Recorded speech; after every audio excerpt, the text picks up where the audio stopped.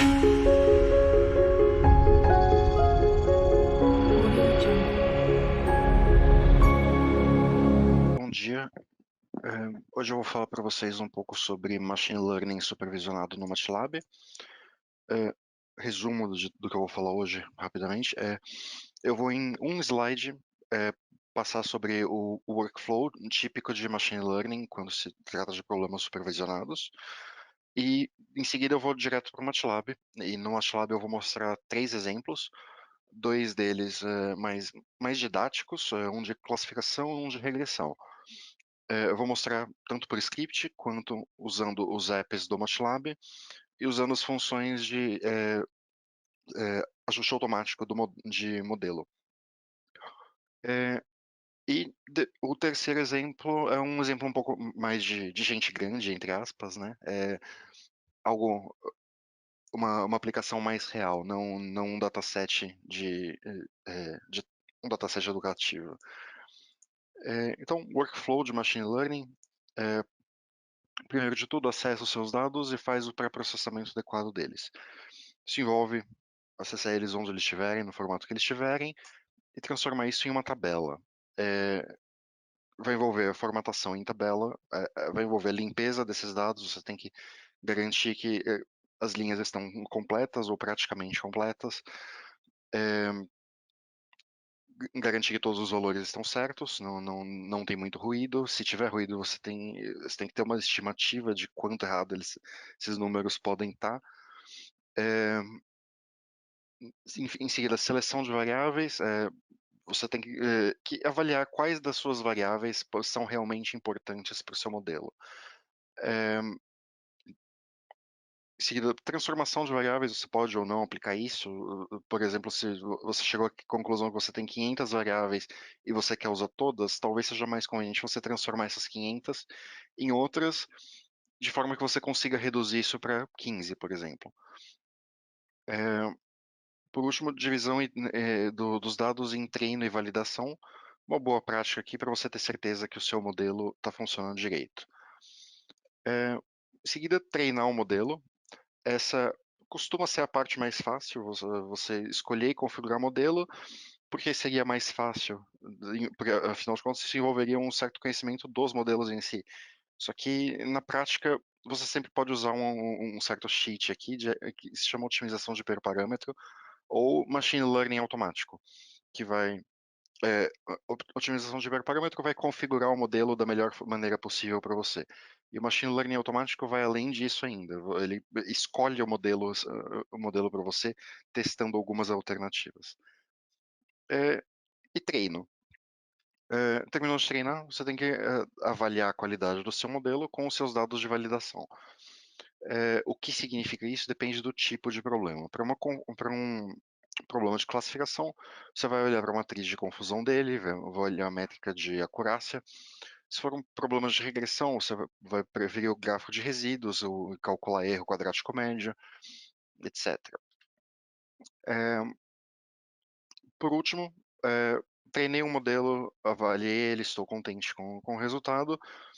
Eu tenho que colocar ele em produção, colocar ele para ser usado de fato. Tem algumas possibilidades. Você pode gerar código C e C++, se você tiver a intenção que isso fique num hardware pequeno. Pode compilar bibliotecas, se você quiser integrar ele em sistemas pré-existentes, sistemas corporativos, colocar num servidor, alguma coisa assim. Ou você pode criar uma interface que usa esse modelo e compilar como um executável para um usuário final, certo? Então, vamos para o MATLAB agora. MATLAB. Opa.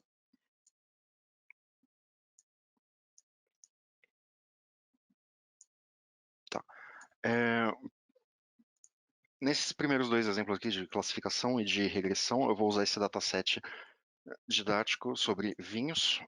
Então, usar aqui a função datastore para referenciar esse arquivo e ler o conteúdo dele. Então, o conteúdo desse dataset, para quem não conhece ele é razoavelmente famoso. Ele contém, cada coluna contém uma propriedade física de um vinho e cada linha é um vinho. E aqui nas colunas finais, qualidade julgada por críticos de vinhos e a cor do vinho, se é branco ou tinto. Então, nesse primeiro exemplo de classificação, a gente vai supor que eu quero criar um modelo que, olhando para as propriedades físicas, ele consegue dizer qual é a cor desse vinho. Se eu vou olhar para as propriedades físicas, eu vou descartar aqui a coluna qualidade, porque isso aqui é subjetivo da opinião do crítico, que não vale nada. Em seguida, avaliar o balanceamento do meu dataset. O que significa isso? Um modelo de classificação, se você alimentar ele com dados que tem muito de uma categoria e pouco da outra, ele pode convergir para uma solução que vai dizer que ele é sempre daquela categoria mais frequente. Vai dizer que está com 90% de acurácia, mas na verdade não, ele só está chutando tudo no mais frequente. Ele não aprendeu nada de útil. Então, é bom você sempre avaliar como estão as suas categorias em um problema de classificação. Então, aqui como que é feito isso? Find groups em cima da minha variável de classes do problema, no caso t.color. Ela vai encontrar cada grupo, cada classe do problema, e com split apply para contar. Como que funciona split apply? Split de dividir e apply de aplicar em cima de cada divisão.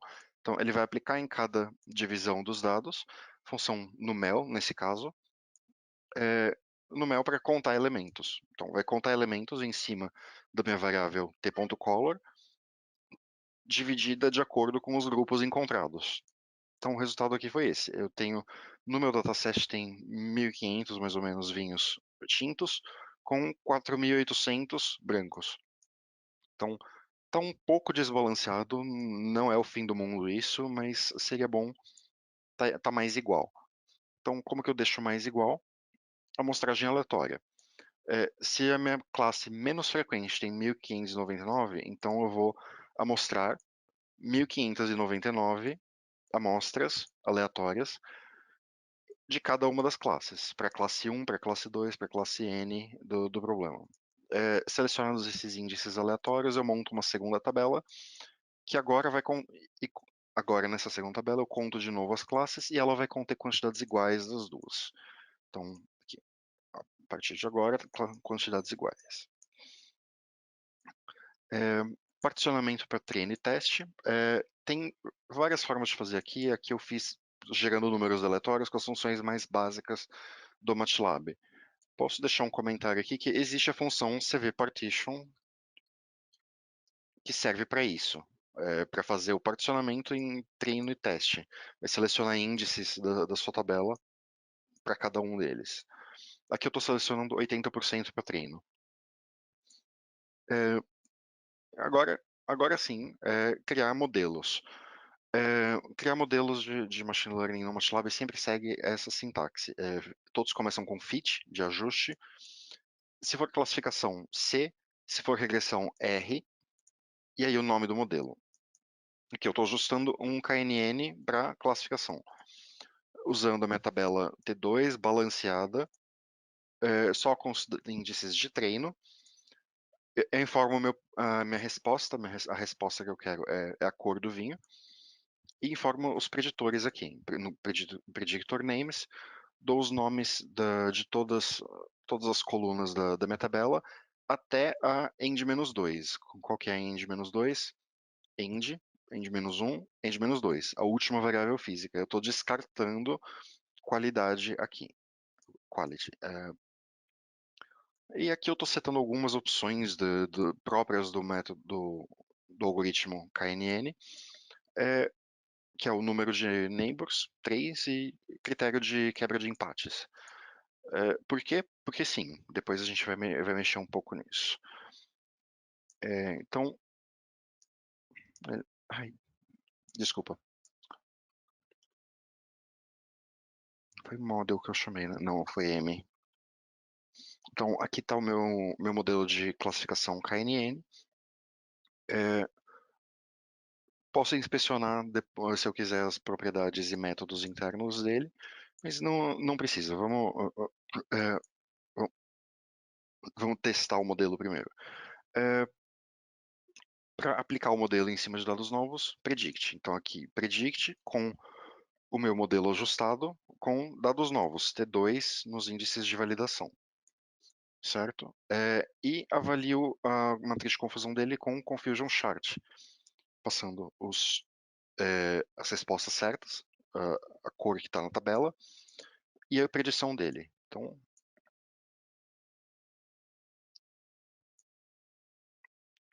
tá. Esse meu primeiro modelo ficou assim. Ele tem aqui algo entre 6 e 10% de erros. Só questão de como se interpreta essa tabela, isso é um detalhe importante. Aqui você tem aqui classe predita, classe real. Então, aqui significa, ele cometeu 32 erros desse tipo, onde ele predisse que o vinho era tinto, mas na verdade era branco. E aqui o erro contrário, aqui ele predisse que o vinho era branco e na verdade ele era tinto. Vamos aqui nas laterais da tabela. Isso aqui é uma normalização pelas colunas e normalização pelas linhas. A interpretação é diferente em cada caso. Aqui eu estou pegando para uma predição, fazendo essa, por exemplo, para predição de tinto e fazendo a normalização. Então, aqui ele acertou 300 de 300 mais 32, que eram que ele classificou como tinto e que era realmente tinto.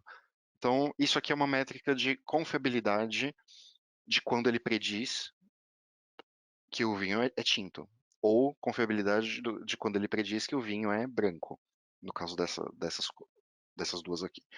Então, aqui na normalização por coluna, é isso que a gente interpreta, isso aqui é métrica de confiabilidade da predição. Já na linha é diferente. Na linha, eu tô dizendo, de todos os vinhos que eram realmente tintos, 300 ele classificou como tintos de fato e 22 ele classificou como brancos. Então, 300 sobre 300 mais 22 dá esses 93%. Isso aqui significa, de todos os tintos, ele pegou 93% como tintos de fato. Então, isso aqui é uma métrica de quanto da realidade ele enxerga corretamente. É diferente uma coisa da outra. É um pouco confuso no começo, mas é uma distinção importante de se fazer quando você vai interpretar a qualidade do seu modelo. Então, continuando aqui, quando eu fiz o ajuste aqui do modelo KNN inicial, eu coloquei algumas propriedades aqui de teste. Eu não precisaria, na verdade, eu posso setar ele para eu posso pedir para ele otimizar hiperparâmetros para mim. Então, no caso eu estou mantendo essas setadas, mas eu estou pedindo para ele otimizar também essas outras. Opa.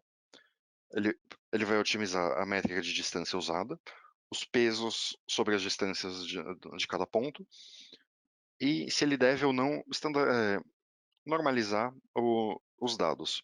Normalizar é uma boa prática e é uma coisa que não foi feita aqui atrás, então é possível que tenha uma melhora considerável.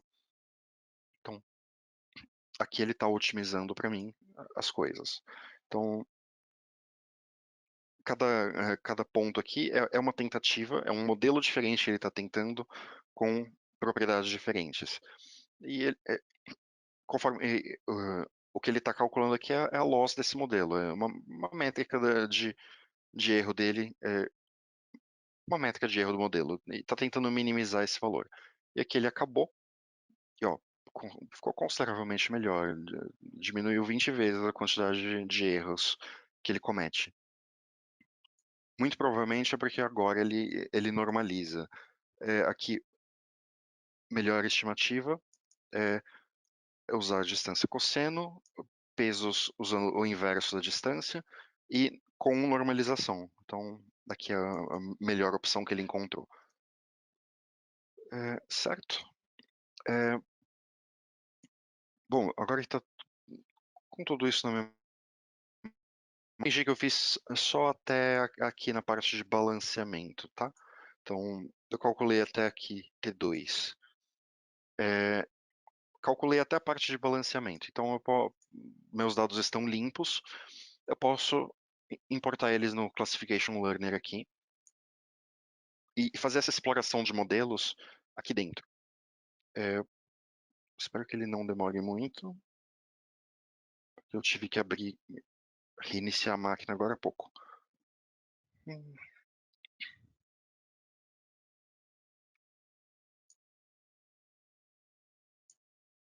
Tá. Acho que não vai demorar muito, não. Esse dataset é leve. Nova sessão lá, quando ele abriu. Nova sessão, ele vai me perguntar cadê os meus dados. Meus dados aqui, tabela T2. Ele já supôs que a última variável categórica que ele encontrou fosse a minha resposta, e tá certo, é verdade. Aqui, que ele listou todas as outras como preditores, mas na verdade eu não quero que ele inclua qualidade. E aqui, método de validação, ele pode fazer cross-validation ou holdout, ou resubstituição. Eu prefiro holdout porque demora menos, mas pode fazer por qualquer uma das três. Holdout foi o que eu fiz agora há pouco pelo script também. Então aqui ele abre o meu dataset, ele permite uma visualização de 2 a 2 das variáveis da tabela. Por exemplo, residual sugar por densidade. A gente vê que realmente tem diferença entre as classes. Então, aqui se eu quiser descartar mais variáveis, eu posso, não quero. Se eu quiser aplicar PCA para reduzir as dimensões aqui, eu posso também. Enable PCA aqui, ele pergunta alguns critérios. No caso, não quero também. Vou deixar sem. Posso dar uma matriz de custo para ele. A matriz de custo vai dar um peso para cada classe. E esse peso para cada classe você define em função, assim, como o seu custo o custo pelo erro. É que esse é um caso trivial, mas imagina que tivesse um custo associado de errar um vinho pelo outro aqui. Eu poderia informar isso aqui, por exemplo. É 10 vezes mais grave errar um vinho branco e dizer que ele é tinto, do que o erro contrário.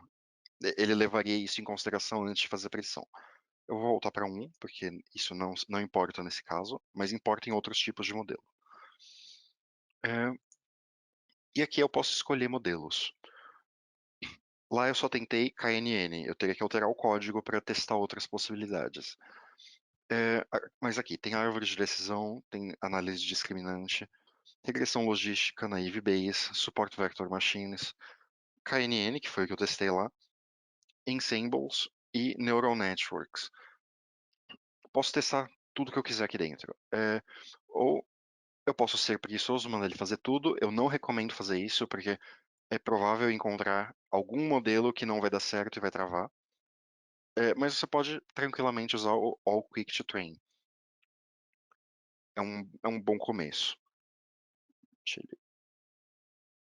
ele pensar aí. All Quick to Train significa o quê? Árvores de decisão e KNNs. Depois a gente tenta outros um a um. O que ficou melhor até agora? Acho que é esse, né? 98.9. O KNN de cosseno. Já é parecido com aquele próprio que a gente chegou na otimização. Né? Posso avaliar ele aqui dentro. Resultado bem parecido com o que deu lá pelo código. Posso testar outros também. Por exemplo, posso ensemble. Testar um bag de ensemble. Um ensemble é um grupo de árvores de decisão. Uma árvore de decisão sozinha tem uma tendência bem ruim da overfit nos dados e não fica muito generalizável. Mas se você usar várias árvores pequenas, elas tendem a cancelar esse efeito umas às outras, porque elas votam conjuntamente na classificação. Então, é quase tão bom quanto, mas o KNN ainda ficou melhor, ok? Então, posso pegar o meu modelo que ficou melhor e posso exportar o modelo diretamente ou eu posso gerar a função dele. Gerar a função significa isso aqui. Ele vai gerar o código MATLAB automático que treina exatamente esse modelo. Então, ele recebe dados de treino, retorna um classificador treinado e a acurácia dele. Então, se inspecionar aqui dentro, ele tem bastante código que é pura redundância para ficar à prova de criança, mas se você olhar aqui dentro, ele está exatamente o que foi configurado lá fora, no aplicativo. É um fit de um KNN de classificação, com tais preditores, tais respostas, usando a distância cosseno, expoente irrelevante nesse caso, uma certa quantidade de neighbors aqui, no caso 10, aqui 10 neighbors, os pesos dados para as distâncias equal, tá equal aqui também, standardize true, tá true aqui também. Então, ele faz exatamente o mesmo modelo. E agora eu posso salvar essa função e usar ela do lado de fora. Então,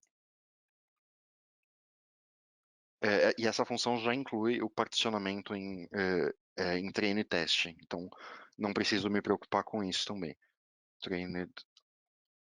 Trained classifier, acurácia, igual train classifier.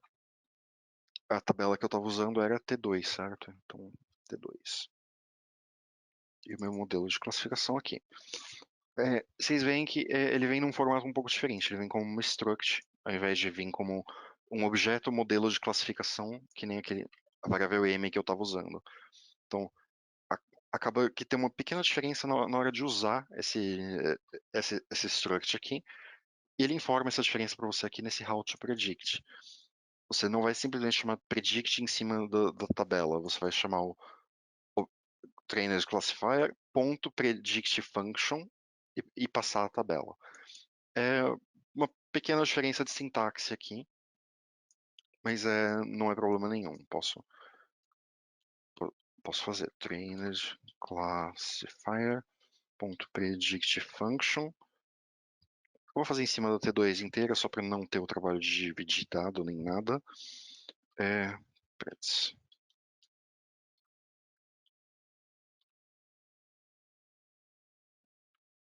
Então, aí as predições para as primeiras linhas. Certo? Última opção, sem ter que abrir o aplicativo e com o mínimo de código possível. Fit C auto. Isso é o machine learning automático que eu tinha mencionado, que vai escolher modelo para mim e fazer a otimização de hiperparâmetro. Então, a tabela balanceada que eu estava usando é a T2, certo? Nesse caso eu tenho que fazer o particionamento manual aqui. Eu tenho aqui train indice.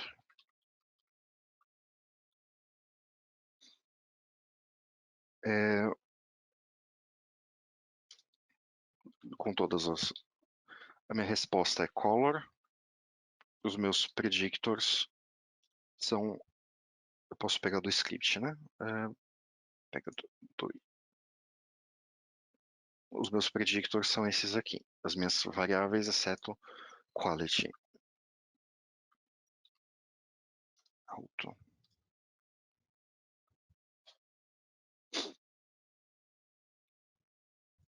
Certo, ele deu um warning aqui, reclamando que eu não normalizei as minhas variáveis e que isso é recomendado.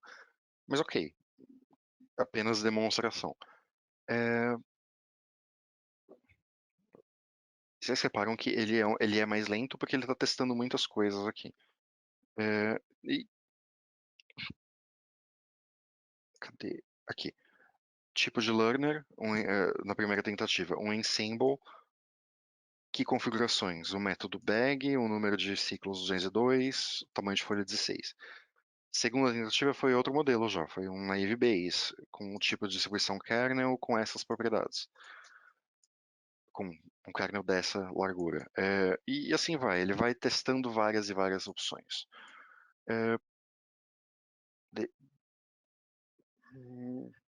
Isso vai levar um tempo considerável, acho que eu não vou deixar ele ir até o fim, até porque o que ele vai gerar é um modelo de classificação de algum dos tipos. Então, pode, pode cancelar aqui. Só mostrando que ele vai fazendo isso e chega em um resultado no fim das contas. Certo? Fechar o Classification Learner também agora, porque agora vamos para a regressão. Regressão, mesmo dataset, eu vou adicionar aqui normalização, porque afinal de contas a gente chegou à conclusão que é útil, então eu não vou ignorar dessa vez. Dataset dessa vez normalizado, vocês veem que está tudo mais ou menos aí próximo de zero, um pouquinho para baixo, um pouquinho para cima. Aqui, o que a gente vai usar como resposta, uma vez que é um problema de regressão? Qualidade. A qualidade vai ser a resposta. A gente vai tentar fazer um modelo que, a partir das variáveis físicas, prevê a qualidade. E dessa vez, color vai ser um preditor também. A cor do vinho talvez influencie na qualidade. Talvez. Certo. Divisão entre N teste, da mesma forma. E o modelo mais simples possível, o modelo linear, fit LM. Ele acaba tendo uma sintaxe um pouquinho diferente da dos outros, tá? Porque ele permite você escolher a fórmula. Você aponta a tabela e o tipo de modelo primeiro.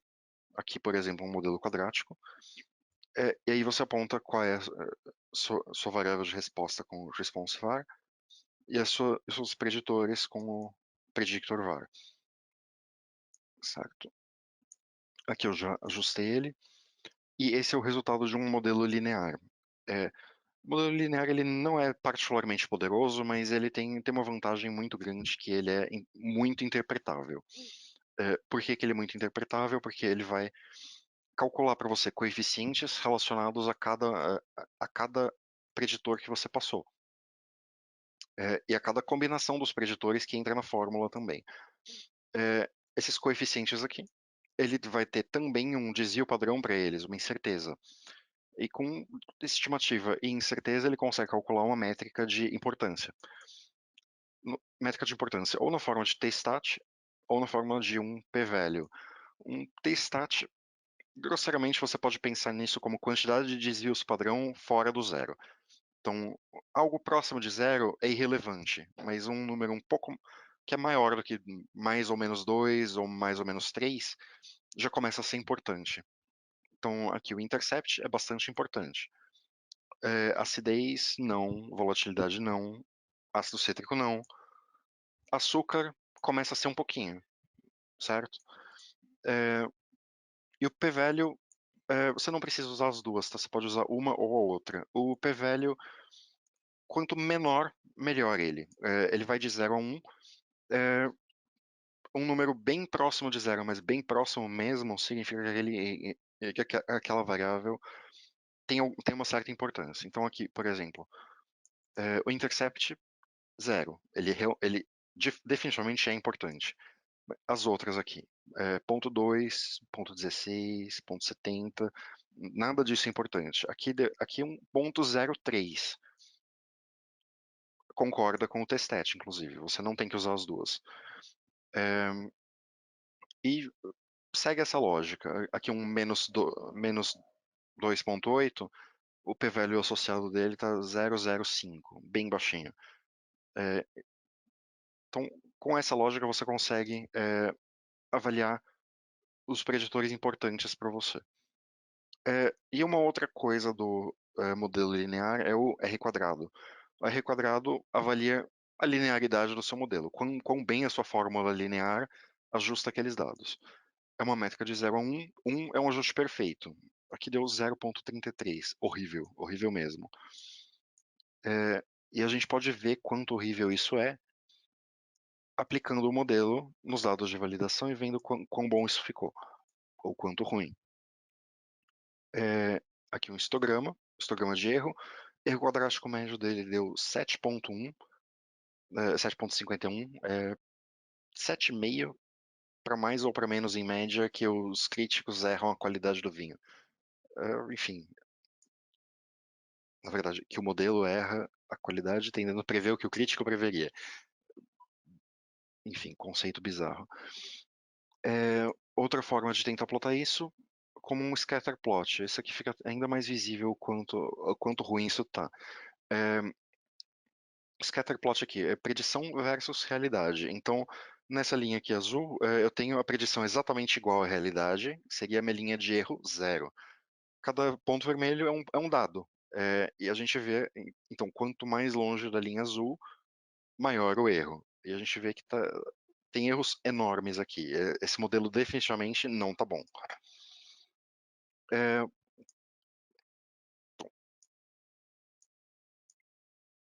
É, posso tentar outras formas de modelo linear, por exemplo, customizando a fórmula. Nesse primeiro aqui eu tinha usado um modelo quadrático. O modelo quadrático já está pré-implementado nele, então eu só chamo pelo nome quadratic. Mas eu posso escrever a fórmula do zero se eu quiser.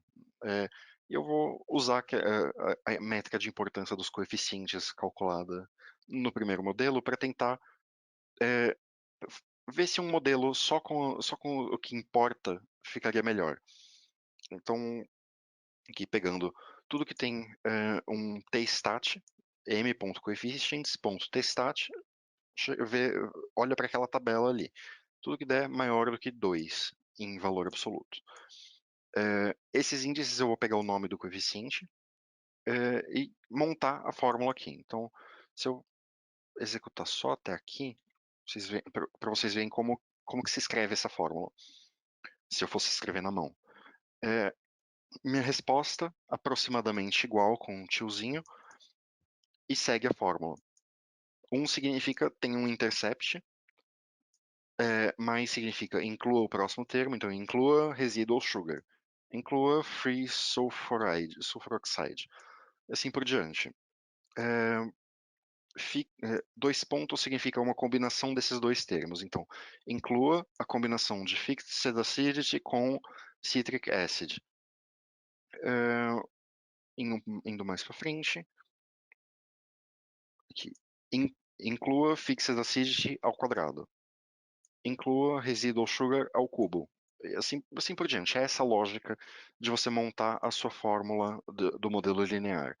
Então, você pode simplesmente chamar aqui fitlm com seus dados de treino e sua fórmula. Modelo muito mais compacto, piorou, não melhorou, mas foi uma tentativa, vai. Enfim, só mostrando que você pode customizar a sua fórmula. Existem outros tipos de modelo para regressão. Por exemplo, árvores de regressão, árvores de decisão, elas têm a variação para regressão também. Você pode ajustar uma dessas. Existe o processo gaussiano, que é bastante mais complicado e tende a demorar um pouco mais também, mas acho que para esses dados que são simples não deve demorar tanto. Só para comparação, é exatamente o mesmo código, tá? É fit de uma árvore com essa, é, com essa resposta e com esses preditores. E chamou o predict em cima do modelo com os dados de validação. Processo gaussiano, árvore de decisão. A árvore de decisão conseguiu ficar ainda pior, o processo gaussiano ficou um pouquinho melhor. Mas ainda assim, os dois estão bem ruins. Continua um RMS bem alto.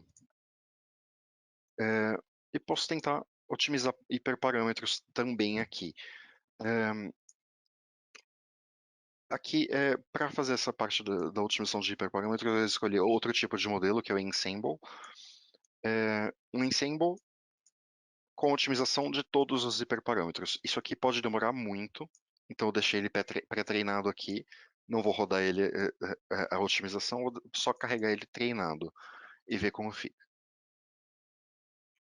O Ensemble ficou consideravelmente melhor. RMS 4 e pouquinho.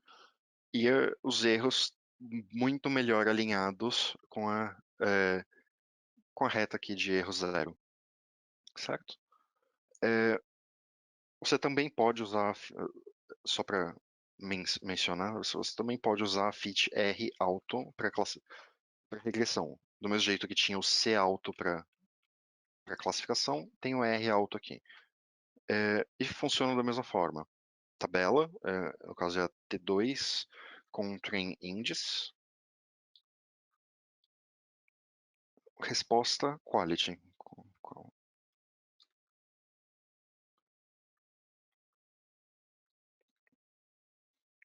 É, table, o que eu errei? Row indexes.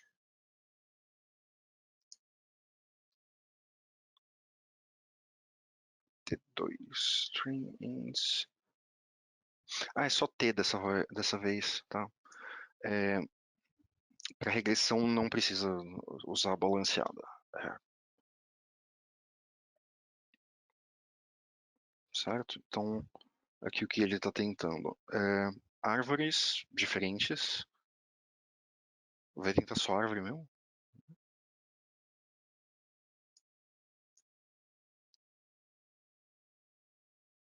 Deixa ele fazer mais alguns passos antes de cancelar.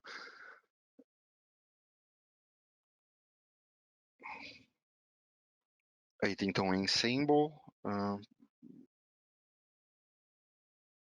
um SVM e assim por diante. Cancelar aqui, mostrar rapidamente dentro do aplicativo, mas é exatamente o mesmo conceito da, do aplicativo de classificação. Então, começa uma sessão aqui, pode pegar a sua tabela do Workspace. No caso, a tabela é a T, porque eu não estou usando balanceada, até porque eu não tenho classes para balancear. Certo? Ele já supôs que a minha última variável numérica era minha resposta. No caso, está certo também. E todas as outras são preditores, certo? Holdout, 20%, start. De novo, lista bem grande de possibilidades aqui de modelos para você usar. Pode usar tranquilamente a Quick to Train para testar várias possibilidades rápidas. Possibilidades rápidas são o quê? Modelo linear e árvores de regressão.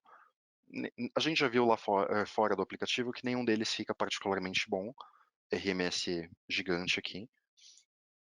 O que tinha ficado bom era um tipo de ensemble. Eu não vou otimizar ele, tá?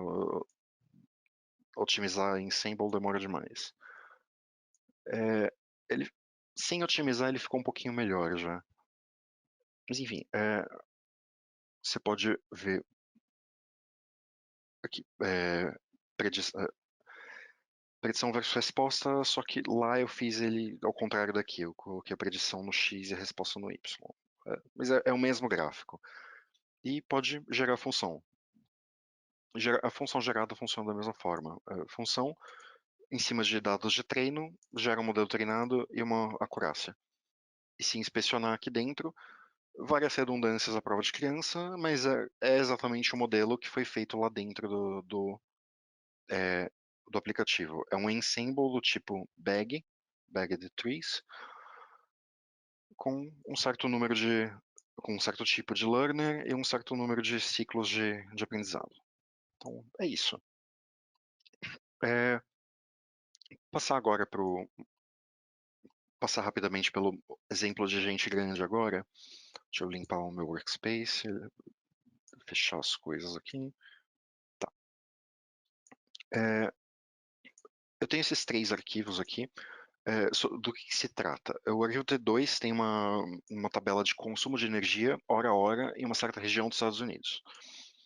A tabela weather tem dados de clima da mesma região.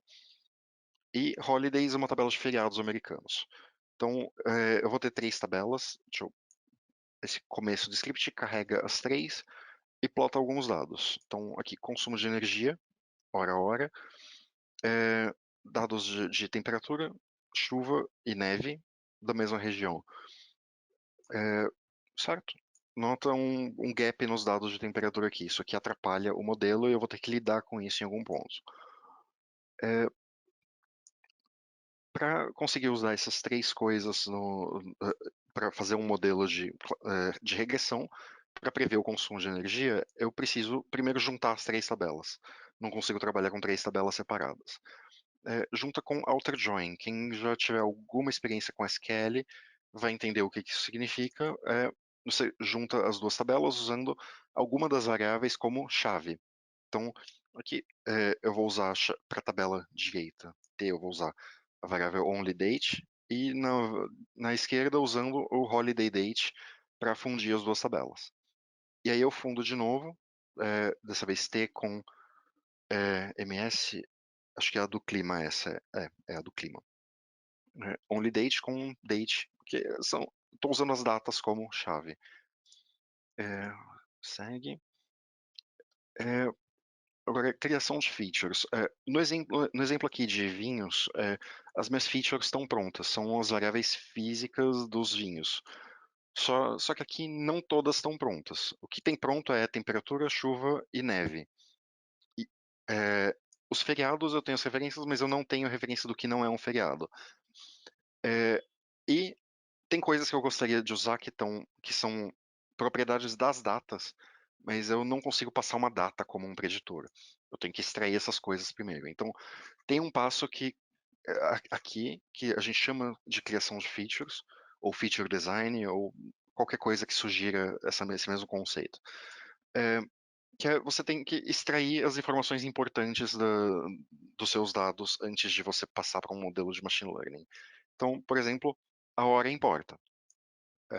O consumo de energia varia ao longo do dia de acordo com a hora. Então, eu extraio a hora da minha variável de tempo, extraio como categórica. Por quê?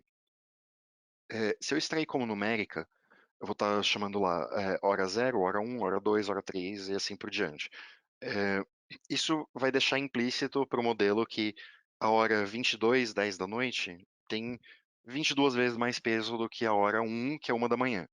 E isso não é verdade. Isso são só horários diferentes. Não é, segue uma ordem, mas não, essa ordem não implica 22 vezes mais valor uma em relação à outra. Então, a mesma coisa para o dia do mês. O dia 31 não é 31 vezes mais pesado do que o dia 1. Então, ele é categórico também. O próprio mês, o dia da semana, tudo isso extraído aqui. Processar o feriado. A tabela tem as referências de feriado, mas ela não tem aquilo que não é feriado. Então eu tenho que adicionar uma categoria para isso também. Aqui algumas outras coisas que podem ser úteis. Um cálculo passando pela tabela inteira, olhando para os dias logo antes ou logo depois do feriado. Por quê? Porque emendas também têm um comportamento atípico. Então pode ser útil colocar uma flag em cima desses dias logo antes e dias logo depois. E último preditor, uma suavização do consumo da semana passada. O consumo da semana passada pode influenciar o consumo dessa semana, então eu estou usando ele também como preditor. Certo. Aqui eu estou lidando com esses nuns. A gente viu aqui que nos dados brutos até, que tem um gap grande nos dados de temperatura. Isso atrapalharia o modelo, então eu preciso deixar marcado lá para não usar essas coisas. Estou calculando aqui.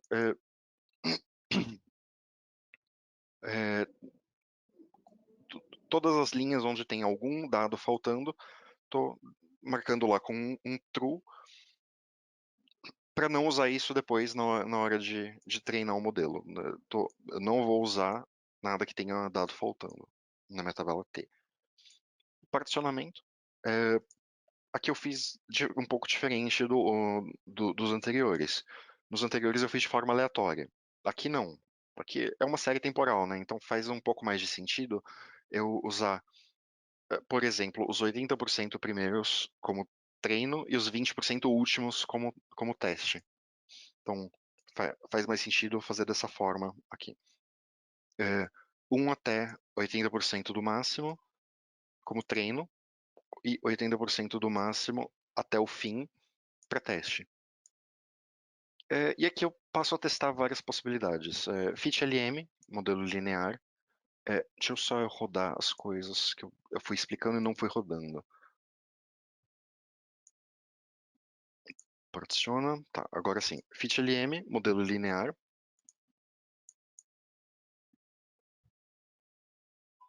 Certo. O modelo aqui azul é o real, laranja é o predito. E essa linha aqui é o que divide o dado de treino para trás e o dado de teste para frente. Então a gente avalia a qualidade do modelo aqui nessa última faixa. Só mostrando aqui que um modelo linear não consegue gerar predição onde tem dado faltando. Então a minha tabela tem que estar absolutamente completa.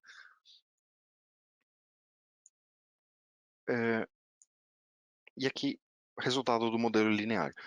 Ele segue grosseiramente a tendência, mas ele deixa muito a desejar. Ele tem erros grandes em praticamente todos os pontos. Então, não bom ainda. Modelo árvore de decisão. Árvore de decisão Fit R-Tree.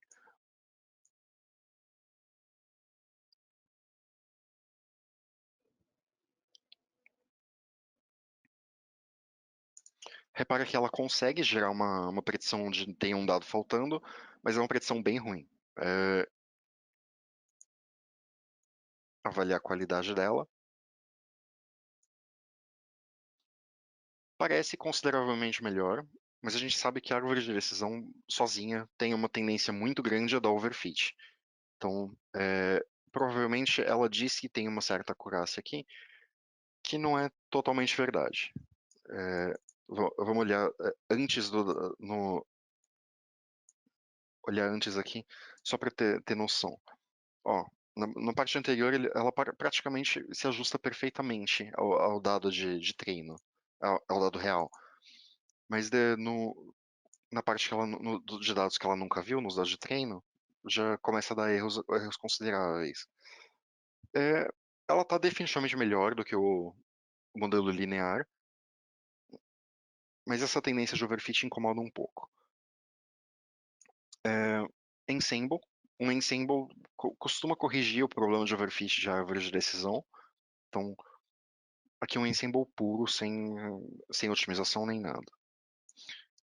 Como ele é baseado em árvores de decisão, ele também tem a capacidade de produzir uma predição onde tem um dado faltando. Ele parece ter ficado bom. É, pelo menos tão bom quanto a própria árvore de decisão. E ele está mais honesto também, ele não dá um fit perfeito aqui nos dados de treino. Então, já é um indício de que eu não tenho tanto overfit assim. E tem um modelo decente para predição final. Eu poderia otimizar o ensemble, aqui com otimização de hiperparâmetro, mas isso demora. Eu já rodei isso aqui uma vez, demorou mais de 15 minutos. Então eu vou só carregar ele pronto aqui. Fittings ensemble.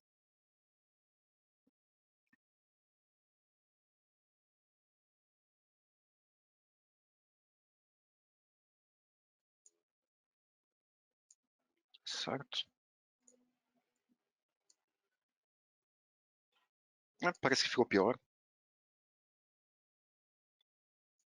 Louco. Tudo bem.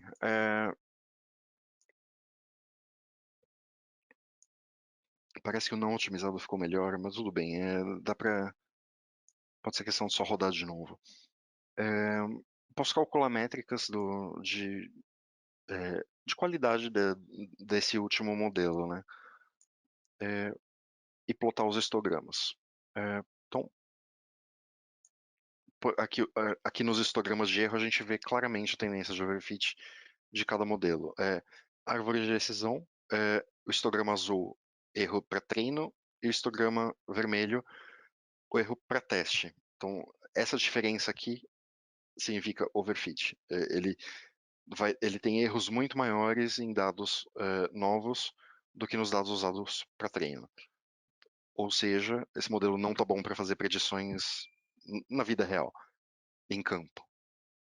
Já o Ensemble tá bem mais próximo um do outro. Ainda tem diferença, mas é uma diferença muito menor. Eu gerei algum outro gráfico? Não, só esse, né? Só.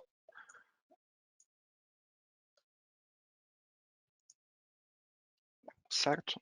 Então, era isso que eu tinha para mostrar hoje. Se vocês tiverem dúvidas, vou responder agora.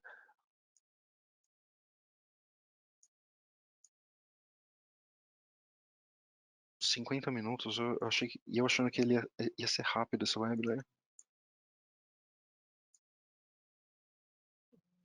Hum, existe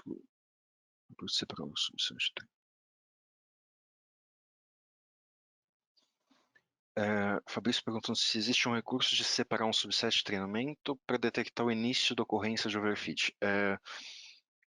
Mais ou menos.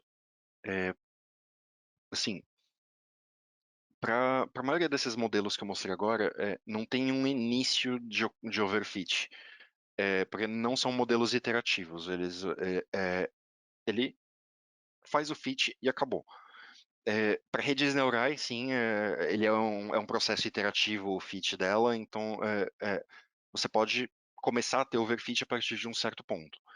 E para redes neurais, sim, você tem esse recurso, que é você separa não só em treino e teste, você se separa em treino, validação e teste. O treino vai fazer a otimização do seu modelo, a validação vai ser o critério de parada. Você vai constantemente olhar para esses dados separados de validação e ver se a acurácia deles ainda tá mudando. Se não está, é porque o modelo já pode parar ali. Você não precisa deixar ele continuar treinando. Se ele continuar treinando, ele vai dar overfit. Então, isso que você perguntou é mais sobre redes neurais, especificamente.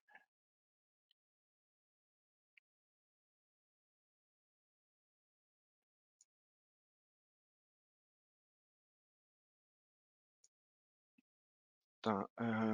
Alisson perguntando referências sobre machine learning. Tem vários livros sobre machine learning que explicam em detalhe a matemática por trás de todos os modelos.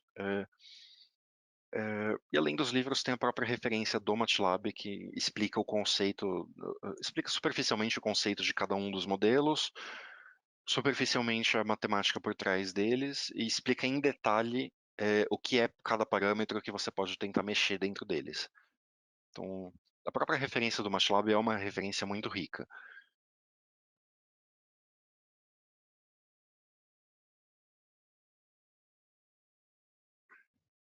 E o Machine Learning On-Ramp, bem lembrado, Shima. Bom, parece que não tem mais perguntas, então eu vou encerrar por aqui. Obrigado pela atenção de vocês e até o próximo webinar.